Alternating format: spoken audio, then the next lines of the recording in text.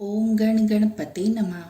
आज मैं आप सबके सामने दशा माता के व्रत की पौराणिक कथा सुना रही हूँ। दशा माता के इस व्रत का नाम संपदा व्रत भी है। संपदा माता के व्रत से जुड़ी हुई एक पौराणिक कथा की वीडियो मैं पहले भी डाल चुकी हूँ। वह कथा भी आपको मेरे चैनल पर मिल जाएगी। अब हम अपनी दशा माता के व्रत की कथा को आरंभ करते हैं।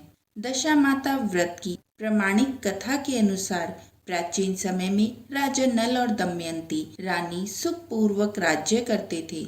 उनके 2 पुत्र थे। उनके राज्य में प्रजा सुखी और संपन्न थी। एक दिन की बात है कि उस दिन होली दशा थी।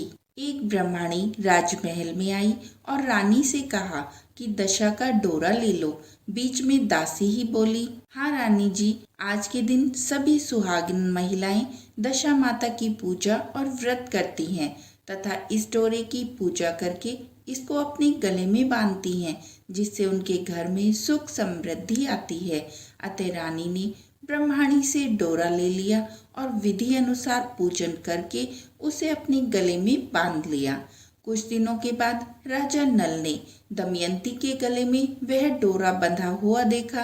राजा ने पूछा, इतने सोने के गहने पहनने के बाद भी आपने यह डोरा क्यों पहना है? रानी कुछ कह पाती उससे पहले ही राजा ने डोरे को तोड़कर जमीन पर फेंक दिया।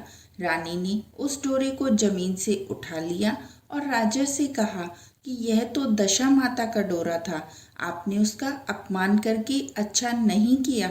जब रात्रि में राजा सो रहे थे तब दशा माता स्वप्न में बुढ़िया के रूप में आई और राजा से कहा कि हे राजा, तेरी अच्छी दशा जा रही है और बुरी दशा आ रही है। तूने मेरा अपमान कर अच्छा नहीं किया। ऐसा कहकर बुढ़िया अंतर ध्यान हो गई। अब जैसे तैसे दिन बीतते गए, वैसे वैसे ही कुछ ही दिनों में राजा की ठाट बाट, हाथी घोड़े, लाव लश्कर, धन धान्य, सुख शांति सब कुछ नष्ट होने लगा।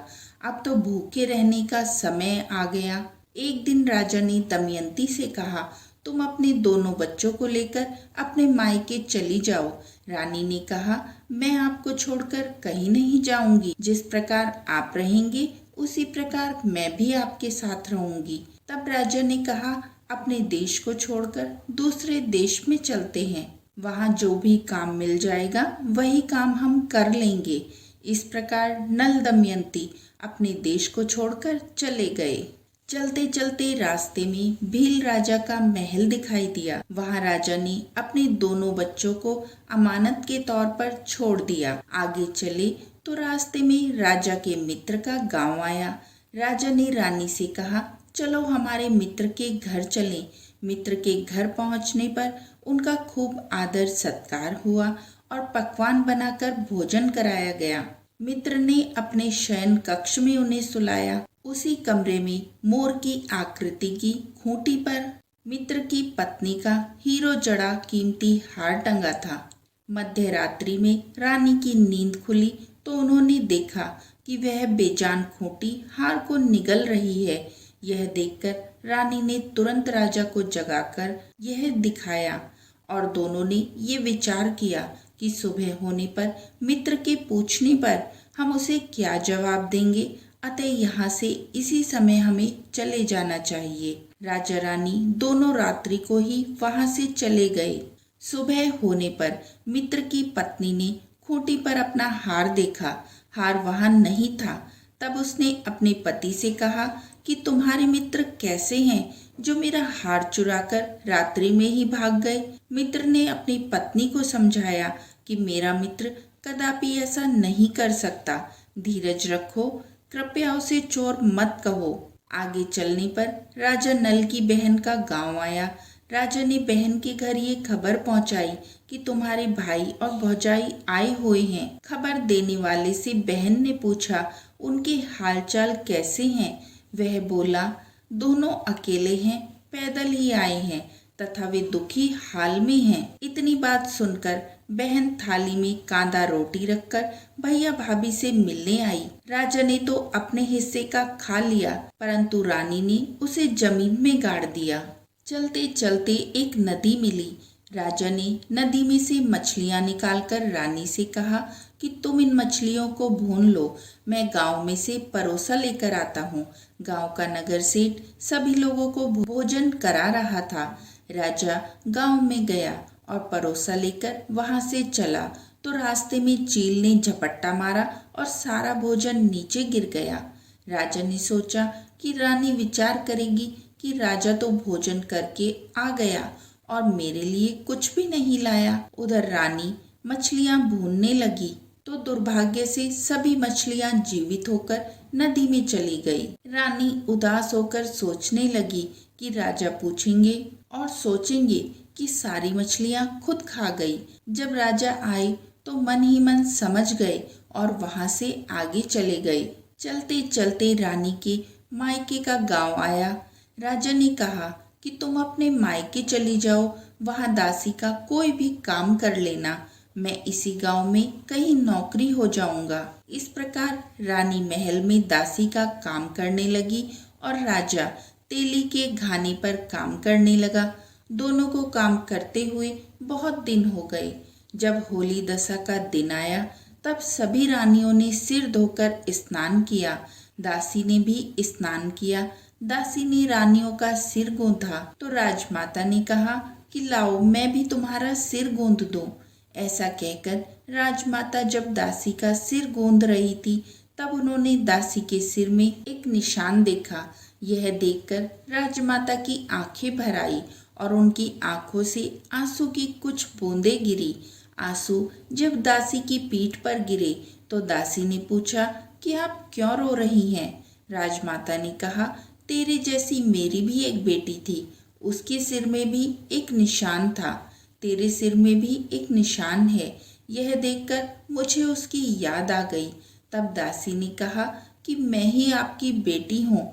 दशा माता के कोप से मेरे बुरे दिन चल रहे हैं, इसीलिए यहाँ चली आई। माता ने कहा, बेटी तूने यह बात हमसे क्यों छिपाई? दासी ने कहा, माँ मैं सब कुछ बता देती तो मेरे बुरे दिन नहीं कटते। आज मैं दशा माता का व्रत करूंगी तथा उनसे अपनी गलती के लिए क्षमा याचना करूंगी। अब तो राजमाता ने बेटी से पूछा, हमारे जमाई राजा कहाँ हैं? बेटी बोली, वे इसी गांव में किसी तेली के घर पर काम कर रही हैं। अब गांव में उनकी खोज कराई गई और उन्हें महल में लेकर आए। जमाई राजा को स्नान कराया गया, नए वस्त्र पहनाए गए और पकवान बनवा कर उन्हें भोजन कराया गया। अब दशा माता के आशीर्वाद से राजा नल और दमयंती के अच्छे दिन लौट आए। कुछ दिन वहीं बीतने के बाद अपने राज्य जाने के लिए तैयार हुए। दमयंती के पिता ने खूब सारा धन, लाव लश्कर, हाथी घोड़े आदि देकर बेटी और जमाई को विदा किया। रास्ते में वही जगह आई जहाँ रानी ने मछलियों को भूना था और राजा के हाथ से चील ने झपट्टा मारने से भोजन जमीन पर गिर गया था।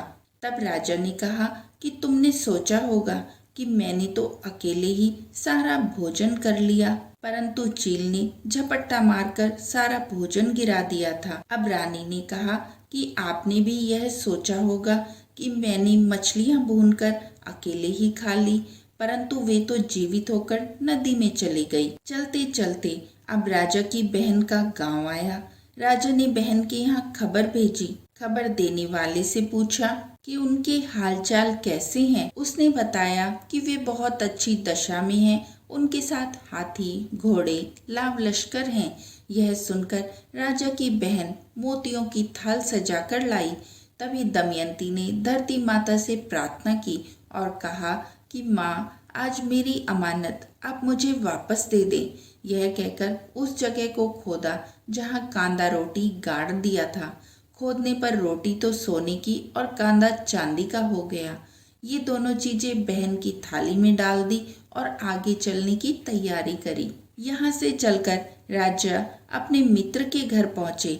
मित्र ने उनका पहले के समान ही खूब आदर सत्कार और सम्मान किया। रात्रि विश्राम के लिए उन्हें उसी शयन कक्ष में सुलाया। मोरनी वाली खूंटी के हाड़ निगल जाने वाली बात से उन्हें नींद ही नहीं आई। आधी रात के समय वही मोरनी खूंटी से हार उगलने लगी तो राजा ने अपने मित्र को जगाया और रानी ने मित्र की पत्नी को जगाकर दिखाया।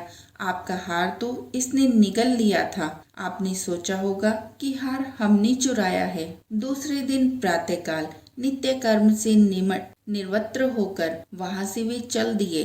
वे भील राजा के यहाँ पहुँचे और अपने पुत्रों को मांगा तो भील राजा ने उन्हें देने से मना कर दिया।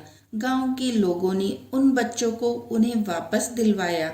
नल और दमयंती अपने बच्चों को लेकर अपनी राजधानी के निकट पहुंचे तो नगरवासियों ने लाव लश्कर के साथ उन्हें आते देखा। सभी ने बहुत प्रसन्न होकर उनका स्वागत किया। गाजे बाजे के साथ उन्हें महल में ले गए। राजा का पहले जैसा ठाट बाट हो गया। राजा नल और दमयंती पर दशा माता ने पहले कोप किया, ऐसे किसी पर मत करना, और बाद में जैसे कृपा करी वैसी माता सब पर करना। जो भी कहानी को प्रेम पूर्वक सुने और हुंकारा भरे उन सभी पर माता अपनी कृपा बनाए रखना।